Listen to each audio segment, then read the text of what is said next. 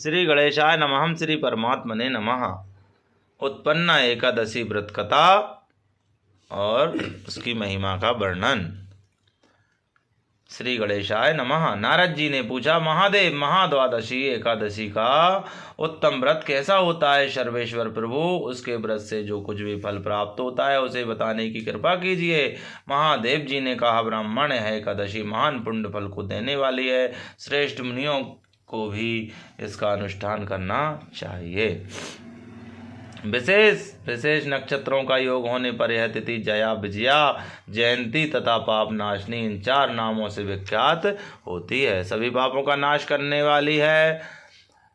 इनका व्रत अवश्य करना चाहिए। जब शुक्ल पक्ष की एकादशी को पुनर्वसु नक्षत्र हो तो वह उत्तम तिथि जया कहलाती है। उसका व्रत करके मनुष्य निश्चय ही पाप से मुक्त हो जाता है। जब शुक्ल पक्ष की द्वादशी को श्रवण नक्षत्र हो तो वह उत्तम तिथि विजया के नाम से विख्यात होती है। इसमें किया हुआ दान और ब्राह्मण भोजन सहस्त्र गुना फल देने वाला है तथा होम और उपवास तो सहस्त्र गुने से भी अधिक फल देता है। जब शुक्ल पक्ष की द्वादशी को रोहिणी नक्षत्र हो तो यह विधि जयंती कहलाती है।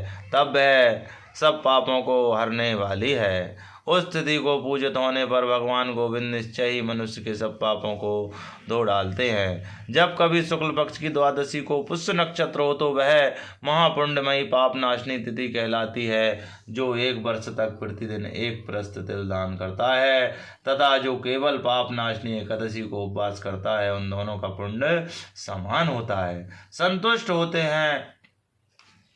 उस तिथि को पूजित होने पर संसार के स्वामी सर्वेश्वर श्री हरि संतुष्ट होते हैं तथा प्रत्यक्ष दर्शन भी देते हैं। उस दिन प्रत्येक पुण्य कर्म का अनंत फल माना जाता है।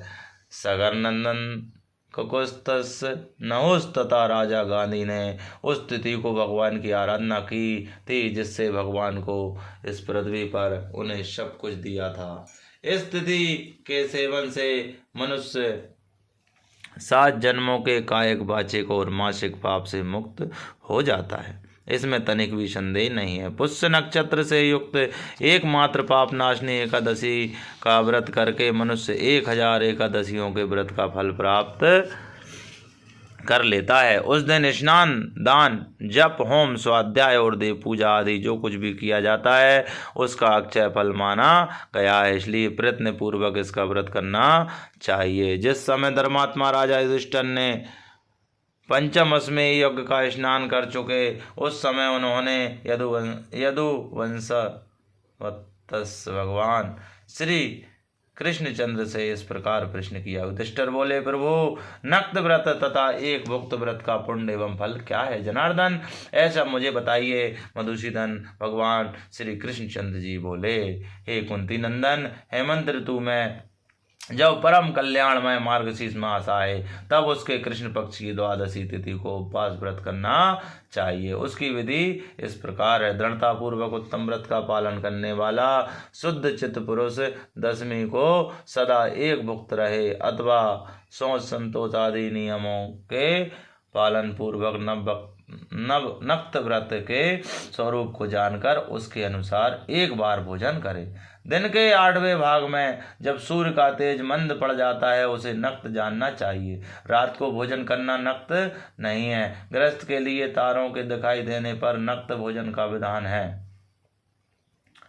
और सन्यासी के लिए दिन के 8वें भाग में, क्योंकि उसके लिए रात में भोजन का निषेध है। कुंती नंदन, दशमी की रात्रि व्यतीत होने पर एकादशी को प्रातः काल व्रत करने वाला पुरुष व्रत का नियम ग्रहण करे और सवेरे तथा मध्याह्न को पवित्रता के लिए स्नान करे। कुएं का स्नान निम्न श्रेणी का है। बावड़ी का स्नान करना मध्यम है।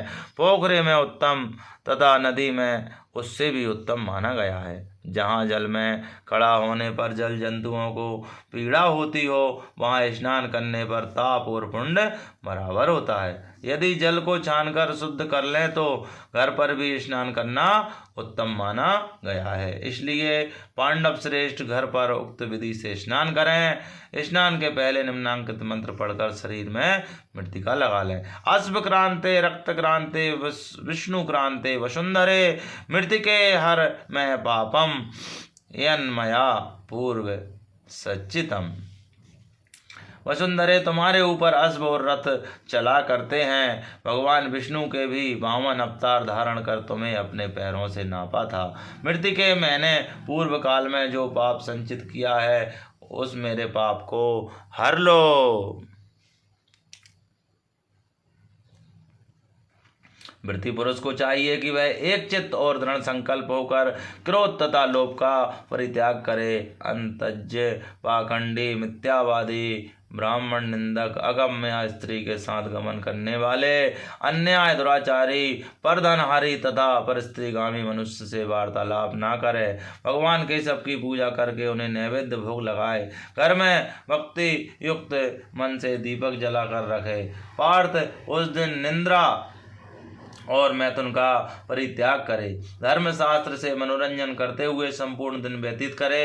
नृपश्रेष्ठ भक्ति युक्त होकर रात्रि में जागरण करे। ब्राह्मणों को दक्षिणा दे और प्रणाम करके उनसे त्रुटियों के लिए क्षमा मांगे। जैसी कृष्ण पक्ष की एकादशी है वैसी ही शुक्ल पक्ष की भी है। इसी विधि से उसका भी व्रत करना चाहिए। पार्थ द्विज को उचित है कि वह शुक्ल और कृष्ण पक्ष की एकादशी के प्रति लोगों में भेद बुद्धि ना उत्पन्न करे। शंखो द्वार तीर्थ में स्नान करके भगवान गदाधर का दर्शन करने से जो पुण्य होता है तथा संक्रांति के अवसर पर 4 लाख का दान करके जो पुण्य प्राप्त किया जाता है वह सब एकादशी व्रत की 16वीं कला के बराबर भी नहीं है। प्रवास क्षेत्र में चंद्रमा और सूर्य के ग्रहण के अवसर पर स्नान दान से जो पुण्य होता है वह निश्चय एकादशी को उपवास करने वाले मनुष्य को मिल जाता है। केदार क्षेत्र में जल पीने से पुनर्जन्म नहीं होता। एकादशी का भी ऐसा ही महात्म है। यह भी गर्भवास का कारण करने वाली है। पृथ्वी पर अश्वमेध यज्ञ का जो फल होता है उससे 100 गुना अधिक फल एकादशी व्रत करने वालों को मिलता है। जिसके घर में तपस्वी और श्रेष्ठ ब्राह्मण भोजन करते हैं उसको जिस फल की प्राप्ति होती है वह एकादशी व्रत करने वाले को भी अवश्य मिलता है। वेदांगों के पारगामी विद्वान ब्राह्मण को सहस्त्र गोदान करने से जो पुण्य होता है उससे 100 गुना पुण्य एकादशी व्रत करने वाले को प्राप्त होता है। इस प्रकार वृत्ति को वह पुण्य प्राप्त होता है जो देवताओं के लिए भी दुर्लभ है। रात को भोजन कर लेने पर उससे आधा पुण्य प्राप्त होता है तथा दिन में एक बार भोजन करने से देहधारियों को नक्त भोजन का आधा फल मिलता है। जब तक भगवान विष्णु के प्रिय दिवस एकादशी को उपवास नहीं करता तभी तक तीर्थ दान और नियम अपने महत्व की गर्जना करते हैं। इसलिए पांडव श्रेष्ठ तुम इस व्रत का अनुष्ठान करो। कुंती नंदन यह गोपनीय एवं उत्तम व्रत है जिसका मैंने तुमसे वर्णन किया है। हजारों यज्ञों का अनुष्ठान भी एकादशी व्रत की तुलना नहीं कर सकता। युधिष्ठिर ने पूछा भगवान पुण्यमयी एकादशी तिथि कैसे उत्पन्न हुई, इस संसार में क्यों पवित्र मानी जाती है तथा देवताओं को कैसे प्रिय हुई। मधुसूदन जनार्दन भगवान श्री कृष्ण चंद्र जी बोले कुंती नंदन प्राचीन समय की बात है। सतयुग में मुर नामक दानव रहता था। वह बड़ा ही अद्भुत अत्यंत रौद्र तथा संपूर्ण देवताओं के लिए भयंकर था। उस काल रूपधारी दुरात्मा महासुर ने इंद्र को भी जीत लिया था। संपूर्ण देवता उससे परास्त होकर स्वर्ग से निकाले जा चुके थे और संकित तथा भयभीत होकर पृथ्वी पर विचरा करते थे। एक दिन सब देवता महादेव जी के पास गए। वहां इंद्र ने भगवान शिव के आगे सारा हाल कह सुनाया। इंद्र बोले महेश्वर ये देवता स्वर्ग लोक से भ्रष्ट होकर पृथ्वी पर विचर रहे हैं। मनुष्यों में रहकर इनकी शोभा नहीं होती। देव कोई उपाय बताइए, देवता किसका सहारा लें। महादेव जी ने कहा देवराज जहाँ सबको शरण देने वाले सबकी रक्षा में तत्पर रहने वाले जगत के पालनहार जगत के स्वामी भगवान गरुड़ध्वज जनार्दन वासुदेव विराजमान है, वहां जाओ वे तुम लोगों की रक्षा करेंगे। भगवान जगन्नाथ श्री कृष्ण जी कहते हैं युधिष्ठिर महादेव जी की बात सुनकर परम बुद्धिमान देवराज इंद्र संपूर्ण देवताओं के साथ वहां गए जहां भगवान गदाधर क्षीर सागर में जल में सैया पर सो रहे थे। उनका दर्शन करके इंद्र ने हाथ जोड़कर स्तुति आरंभ की। इंद्र बोले हे देव देवेश्वर आपको नमस्कार है। देवता और दानव दोनों ही आपकी वंदना करते हैं। पुंडरीकाक्ष हे ऋषिकेश, आप दैत्यों के शत्रु हैं। मधुसूदन, हम लोगों की रक्षा कीजिए। जगन्नाथ, संपूर्ण देवता मुर नामक दानव से भयभीत होकर आपकी शरण में आए हैं। भक्त वत्सल, हमें बचाइए। देव देवेश्वर, हमें बचाइए। जनार्दन, हमारी रक्षा कीजिए, रक्षा कीजिए। दानवों का विनाश करने वाले कमल नयन, हमारी रक्षा कीजिए। प्रभु, हम सब लोग आपके समीप आए हैं, आपकी ही शरण में आ पड़े हैं। भगवान, शरण में आए हुए देवताओं की सहायता कीजिए, भक्तों की सहायता कीजिए। देव, आप ही पति, आप ही मति, आप ही कर्ता और आप ही कारण है। आप ही सब लोगों की माता और आप ही इस जगत के पिता हैं। भगवान देव देवेश्वर, शरणागत वत्सल देवता भयभीत होकर आपकी शरण में आए हैं। प्रभु, अत्यंत उग्र स्वभाव वाले महाबली मुर नामक दैत्य ने संपूर्ण देवताओं को जीतकर इन्हें स्वर्ग से निकाल दिया है। इंद्र की बात सुनकर भगवान विष्णु बोले, देव राज, वह दानव कैसा है, उसका रूप और बल कैसा है, तथा उस दुष्ट के रहने का स्थान कहाँ है। इंद्र बोले, देवेश्वर, पूर्व काल में ब्रह्मा जी के वंश में तालजंग नामक एक महान असुर उत्पन्न हुआ था, जो अत्यंत भयंकर था। उसका पुत्र मुर दानव के नाम से विख्यात हुआ। वह भी अत्यंत उत्कट, महापराक्रमी और देवताओं के लिए भयंकर है। चंद्रावती नाम से प्रसिद्ध एक नगरी है, उसी में स्थान बनाकर वह निवास करता है। उस दैत्य ने समस्त देवताओं को परास्त करके सर्वलोक से बाहर कर दिया है। उसने एक दूसरे ही इंद्र को स्वर्ग के सिंहासन पर बैठाया है। अग्नि, चंद्रमा, सूर्य, वायु तथा वरुण भी उसने दूसरे ही बना रखे हैं। जनार्दन, मैं सच्ची बात बता रहा हूँ, उसने सब कोई दूसरे ही कर लिए हैं। देवताओं को तो उसने प्रत्येक स्थान से वंचित कर दिया है।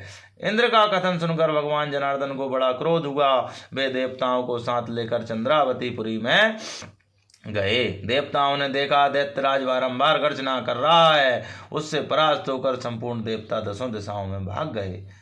अब वह दानव भगवान विष्णु को देखकर बोला, खड़ा रहे। उसकी ललकार सुनकर भगवान के नेत्र क्रोध से लाल हो गए।